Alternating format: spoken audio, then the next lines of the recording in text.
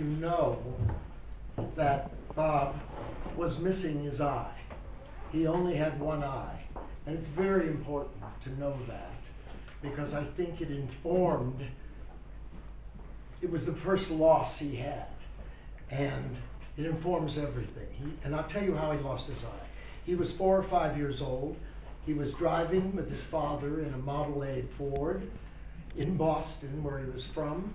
The streets were full of snow and ice, and to stop the ice in those days, they put cinders down, which came from coal, from the furnace. And you put cinders. The cinder came up, hit the windshield, no shatter-free glass, it was just glass. The glass went into his eye. For a year, in and out of Children's Hospital in Boston. Should they take the eye out, should they not? They finally took it out.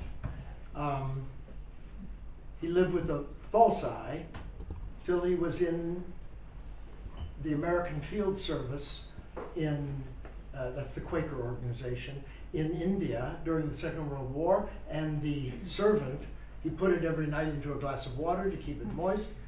The servant threw it out one day, and so he never put it back in. So when one met Creeley, first sometimes you saw pictures of him with a black patch, like a pirate, but usually he just used a red bandana, stuffed it into the socket because it was tearing all the time. And it was a great little bit of showmanship. And after he married his third wife, who was more civilized than the other two probably, I believe she implored to wear darker glasses so you could never tell that he didn't have an eye. But it's important to know, sorry to bore you with that little. I wrote this 2 days after he left us to commemorate my loss and my grief, and also I thought it was a great opportunity to speak about him and me. And so therefore, it's a kind of biography of Bob with Jim, and it's a kind of autobiography of Jim with Bob. So it's called I Knew About Creeley, and I used a quote from W.H. Auden: "The dead we miss are easier to talk to."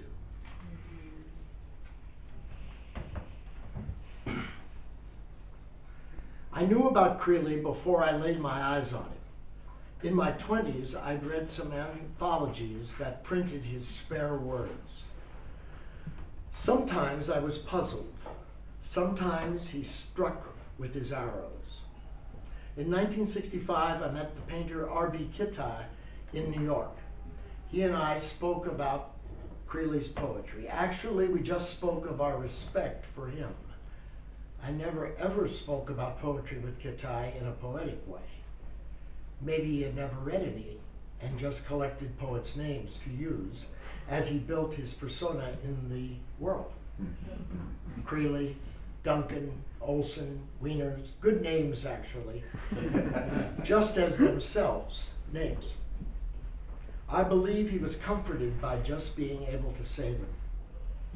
In '65, I went to London, and Kitaj and I saw each other. Again, he spoke the names, but actually, Bob C's name seemed more prominent then. The next year, 1966, I moved my young family, wife and 3 little boys, to Cornell University to teach for a year. I had no money. My dealer, Sidney Janis, said I owed him a lot. I had drawn dollars against sales to live on for a few years, but he said this was too much, and I think he wanted me to sign some note about the debt. My way of dealing with it was to stop painting, thus not giving him anything to sell. I was sure I didn't owe him what he said, but the debt was there. I was very much a financial ostrich in those days. Talk of dollars sent me right to the proverbial sand. So I took the Cornell job and left New York City. The university was in Ithaca, New York. The one person I knew was the writer, Alison Lurie. Her husband was the son of John Peel Bishop and was, I think, an English professor. He seemed a sad, cuckolded man whose failure as the son of a WASP writing fame and the mate of Jewish Upper West Side writing fame only enhanced his defenses and made him mildly disagreeable.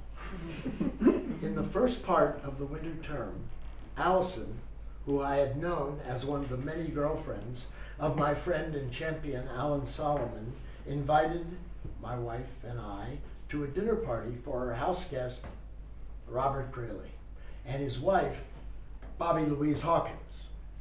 I didn't know at the time, but she was a wonderful West Texas lyric poet. To regress a minute, Alan Solomon came to see me in 1960. He was the director at the time of the University Art Museum at Cornell. He and his assistant each bought a work of mine, and the very quirky Solomon pronounced me his kind of artist, whatever that meant. He once wrote that I was a hot artist in a cool time. He saw my high-level sense of loss as a method in my work, and he projected his outsider self onto my mainly unhappy paintings. In the early 60s, he would visit my apartment in the city a few times a year. Sometimes he brought Alison Lurie with him. I had never experienced anyone like her. She was and is about 7 years older than me and had a very smart cubist mouth. She said things that were witty and cruel, and Nancy, my wife, I believe aspired to Alison's acidity. Creeley and Alison had been at Harvard together in the second half of the 40s. Creeley once said that they had clung together at a moment, both needing the other's comfort. His weeping, empty eye socket gazing on her slightly crooked but noticeable face. She, a Jewish smartass, and Mr. Protestant, 1 million words of conversation streaming out of his very painful brain. At the party, also, there was my dear friend, Abby and Bob Friedman. Bob was the writer-in-residence at Cornell that year. He and I spoke every day, and since he was 10 years older and much better read than I was his willing listener. He and Alison dueled, it seemed, like artists do, and the dinner party was like that, little academic jousts, then another drink. Creeley and I hunkered down and spoke like old friends getting to know each other. We spoke of painting. We spoke of painters. He was a fan of painting and knew many abstract expressionists. He had had a 50s life at the Cedar Bar in New York. That was an artist bar. And had picked drunken fights like we all aspired to do. Poets and painters all afraid of being called sissies in Philistine frontier America. We really got down to discussing Kittai's marriage, dysfunctional marriage, to his wife Elsie. 5 years later, a suicide, but at that time, the mother of his son and supposedly his partner in life. We both agreed on her disaffection from his friends, us, and probably RB's great disaffection from her. All this was going on amongst professors and wives, gossiping for the 1000th time about nothing except within their city limits. Creeley and I agreed to write to each other, to keep talking. I hadn't ever had such a dangerous friend before. By dangerous, I mean the anger was bubbling up and kept at bay by austere and beautiful sculptures of American words, honed to almost nothing. The blade was very, very sharp. In the winter of 66, 67, probably 67, February, I was part of a 3-artist exhibition that traveled from Toronto's Royal Ontario Museum to Buffalo to the Albright Knox Museum. The other 2 artists were Klaus Oldenburg and George Siegel. Creeley was ensconced at the State University of New York at Buffalo, where he would remain till 2000. He invited my wife and I to stay with he and Bobby. We drove to Buffalo from Ithaca. He lived in a house like I knew from growing up in Cincinnati, Ohio. Built probably after the First World War in a Tudor style in a genteel neighborhood. Besides Bobby Creeley, his 2 daughters by her were there, plus her daughter by another guy. This girl was a student at SUNY and very nice. The 2 preteen daughters were pigtailed and charming. Bob's house was full of students coming to see the great man, in particular a graduate student called Louis McAdams from Dallas. Louis might have been the boyfriend of the stepdaughter, I'm not sure. He was very agreeable and adored Bob. He told me he knew people in Dallas who had known my mother. We got right into who they were. It was very interesting for me, as I love obscure references and links between Jews and America. Creeley took us to a restaurant in downtown Buffalo, a steakhouse. It was all very civil and regular. I was so surprised, since to me, he was the only true outlaw I knew. I mean, he seemed so self-testing at times, particularly when he drank, and he seemed so outside of any class system. The poet Kenneth Koch once asked him if he had really gone to Harvard. They were there at the same time, or was he just another bohemian who hung out in Harvard Square? Kenneth, who came from my high school in Cincinnati, grew up like I did in an upwardly mobile middle-class Jewish ghetto. There weren't many Jewish one-eyed highwaymen in Rose Hill, I can tell you that. Leslie Fiedler was a big name at the time, a critic, a literary critic, at SUNY Buffalo with Bob. At the opening of the exhibition, Creeley introduced us. I was interested to meet the big shot critic. He could not have been less interested in me. But I remember him clearly as he smelled like a feral creature. That impressed me. A high-level intellectual who could have cared less about personal hygiene. Creeley was forever broadening my view of humanity. I lived in London from June 1967 till spring '71. Those years, everyone came through town. We were living in my friend Sylvia Guerre's huge house in Chester Square. It had been empty for a few years as she had left Belgravia and moved to a worker's cottage in Chelsea with her kids. First, she let me just use it as a studio. I painted in the great drawing room. Then I urged her to let us all live there. She was a wonderfully generous artist/heiress, and we moved in and only had to pay the taxes for the year. The house was empty of all furniture, and futons were brought in, and they put on the floor, and that's where we slept, and we lived a physically spare life in those years at Chester Square. But it was a very social interchange, very great and rich social interchange between poets and painters and guys who printed poets' books and printers who printed our etchings and lithographs. One of the book printers was an expatriate from the Bronx named Asa Benveniste. He was Creeley's generation, a World War II vet and a poet himself. He had a press called Trigram, and he printed and published my first book of poems. One day in early June of '69, the doorbell rang. I answered it, and there was this big lug with a seaman's bag over his shoulder. Hi, Jim. I'm Ted Berrigan. Thought I'd look you up.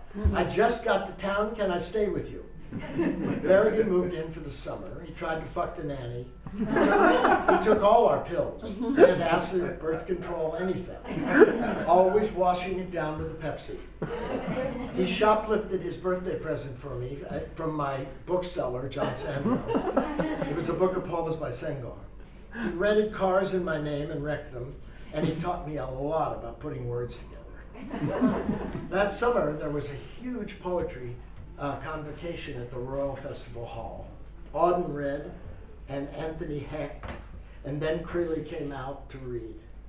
He read a very terse, short poem, and then he walked off the stage.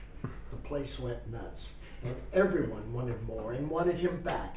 And Auden came out and tried to get him to read more, and Auden kept saying, come on, come on, come on. He said, Creeley just went, no, it's not happening. Berrigan and I were charmed by his modesty, also his showmanship, conscious or not. So Bob was in town for a while, and many nights a week there would be drinks at Chester Square, and once Creeley brought a woman named Anne Quinn, a novelist, a British novelist, who I believe later walked into the sea. Bob was definitely involved with her.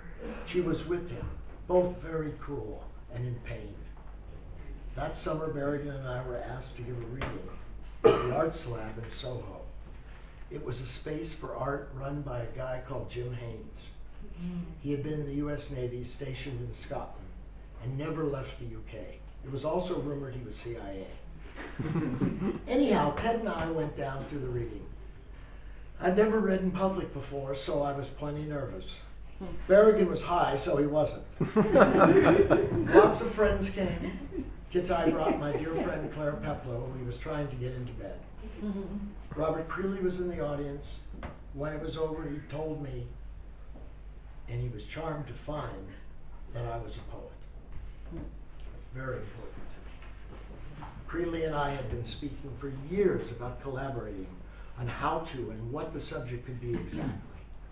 It was in the middle 70s in the summer when he appeared in Putney, Vermont, where I was living. In his little Volkswagen at my door. You understand, he had one eye. And he's driving this Volkswagen like Cyclops, like that. He's driving it. But it was a small enough car. He had the manuscript called Mabel with him. We read it together, or I read it while he watched or shot pool with my cousin Richard, who was visiting for the weekend. I had an idea about how to make the book. It dealt with, or the subject is women. I proposed a series of portraits of women of various ages that I would draw as etchings. I took the manuscript to Paris in the autumn and showed it to my friend and printer, Atelier Crommelynck. He said he would be the publisher. Maybe we'd print 50 copies. He had a box made and the type set. I made the etchings. There were many states of each portrait. Finally, they seemed to work with the type. Aldo said, in France, these artists' books were never bound, but set in the box, one page on top of each other like a sandwich. Crommelynck, before he retired, was known as the world's greatest etching printer. Unhappily, he was hopeless at distribution, let alone selling, so I don't think anyone was ever sold. Meanwhile, Creeley proceeded to drink many beers, and I presume only a guess, medicated himself with tablets or capsules that he provided. When it came time for supper, my wife and my cousin Richard and my middle son Matthew got Bob into our car, and I drove everyone up the mountain to the home of my neighbor, George Heller. I thought Bob and George might get on as they had been at Harvard at the same time, just after the war. George was a contractor and a very agreeable, easygoing man, and a nice friend. Also, his oldest daughter, Jessie, had been for years and was still my model. In those years, 74 to 80, I drew her almost every day, and at the end of each year had about 10 or 12 reasonable-sized drawings with much pedimento. I was determined to draw better and persisted. Jessie was the best model an artist could have had. She was 19 years old, a marathon runner with a very articulated body. By that I mean, you could see how her arms went into the sockets of her shoulder. You could see how her legs went into her pelvis, her collarbone, etc. Plus, she was able to sit very still. So we got to the Hellers and started having drinks. R.C. didn't seem interested in George at all, but soon struck up a conversation with Jessie's younger sister, Mary, who was a student at Dartmouth at the time. That's a college in America. He asked her how she could possibly attend such a schmucky place. Winter carnival, he said, with venom and derision.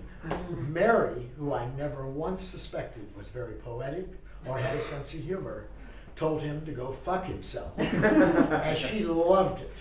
Creeley lost interest immediately, or was getting to the point where he could not quite remember the last sentence, so he walked away. I was standing there and quickly got the impression that a good deal of damage control might become necessary before the night was over. We all then sat down at the big table to eat, and Bob turned to my model, Jessie, and said, I really want to fuck you. My cousin Richard, who in our family is known as an exceedingly compulsive giggler, in embarrassing situations, turned beet red and fell off his chair in hysterics. I thought, what next? Well, our host tried to change the subject, and Creeley lunged at him with the carving knife. I am not an expert in disarmament, and I grabbed the assailant's knife hand, and after much wrestling, got him to drop the blade on the floor. Then I quickly got my carload out of there.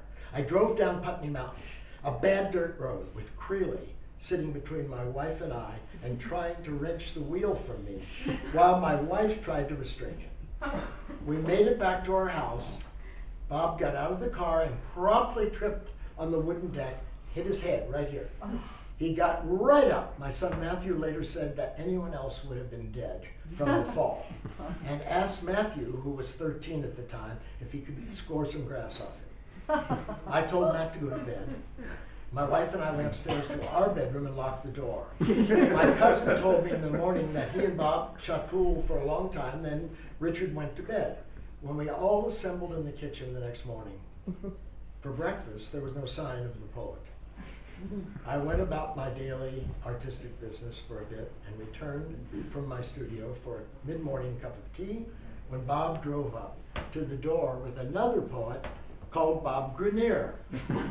He had driven to the Canadian border, picked up Grenier, brought his daughter back with him, and they were sitting by in the grass by my backyard, smoking and drinking beer and keeping poets' time with the help of various medications. The two Bobs and the child settled into chairs, and I think we're talking, and I'm thinking I've got to go to New York in a few hours, and he's not leaving. But I'm not leaving these two guys here without me.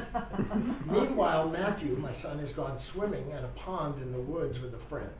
2 hours later, I get a call that he's in the emergency room of the local hospital as he has cut his eye rather badly, fooling around with a log at the pond. I jumped in the car, drove 15 miles to the hospital, found that Matthew's eye was okay, although it was bandaged over, but not damaged sight-wise, and drove him back home. When we arrived, Creeley greeted us with great concern for the eye. Get it? I realized the accident was going to send me to New York City, and Bob back to Buffalo. Well, after the Putney weekend, Bob and I would send postcards as our separate lives went elsewhere for some years. He would go to Paris and I wouldn't be there, so he signed the finished Mabel colophon page. And months later I signed it. And when I got to Paris, I was living in New York. By then, during the winters, as my middle son had to study the oboe with a teacher in the city. He was a teenager, so my wife and I set up house in a hotel. Then it was quite a bohemian joint, and we took 2 suites by the year. I painted in one, Matthew practiced his oboe and led his quite original city life for a 15-year-old. The years there were rich socially for a while. We met lots of people, and I drew constantly from live models and painted still lifes. It all rather fell apart after 4 years as my wife's chronic illness made it more difficult to see people, and our kids and my wife and I became confused about what was going on. Finally, Matthew graduated from Juilliard High School, and we moved back to Vermont for the summer, and by denial about Nancy's condition became very complete. Through all this dysfunction in our family, I had from time to time the desire to call Bob, talk about the wounds that were bleeding from all of us.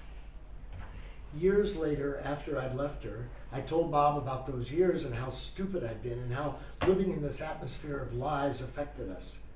His reaction was really full of compassion, and he expressed deep regret that I wasn't able to call him.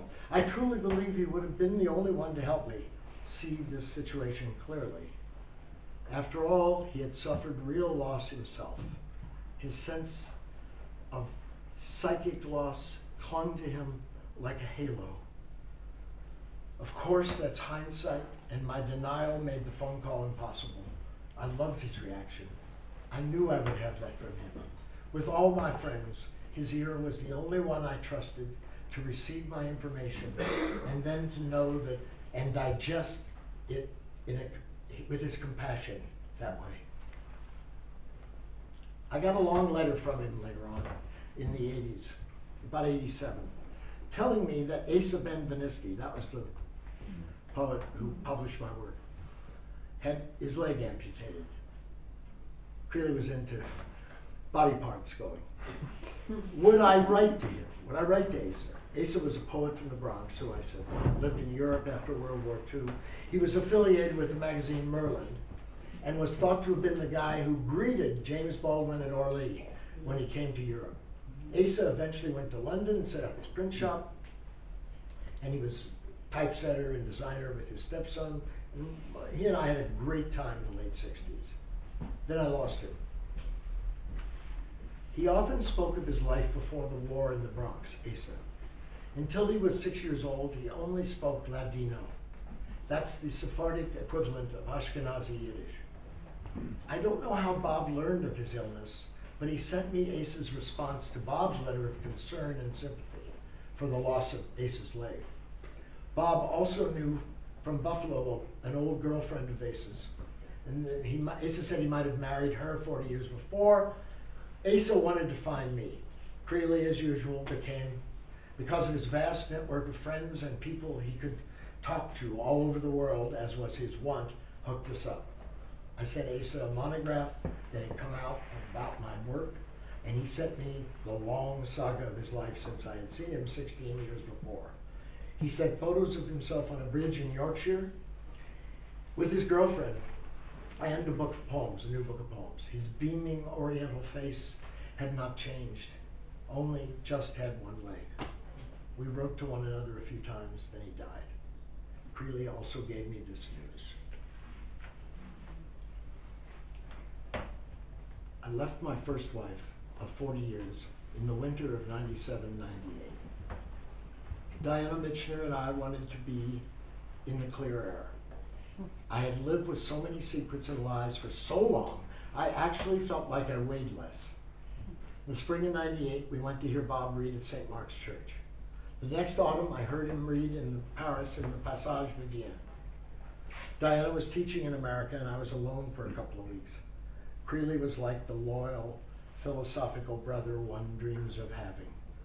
I was still experiencing whipping wounds of separation after leaving my wife. Creeley spoke almost dreamlike about loss, not absurdly, how one would speak of to a friend who had spent 40 years with the woman, but a person who was standing in space and experiencing the full impact of separativeness from the other. His word over the 2 quick cognacs and some tabac before the reading had the resonance of late mirror looking at oneself over many years of mouthing truths. Bob was like that, a wordy guy with an instinct for what was needed, like a magnet on a target of steel.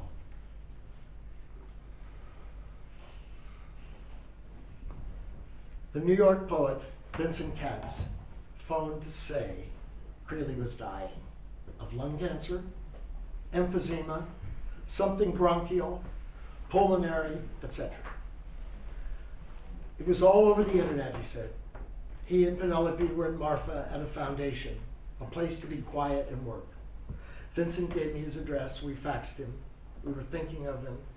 Then Vincent said he'd spoken to Penn, and it was just rumors or blown out of proportion. Then I heard he was in Charlottesville, Virginia, reading. Then a message on my machine from Vincent. Bob's gone, Jim. We're still here. Love to you both. I got news for you people.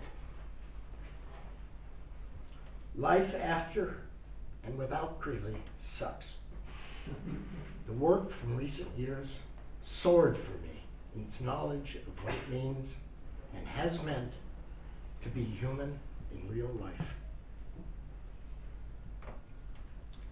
What to do now without it?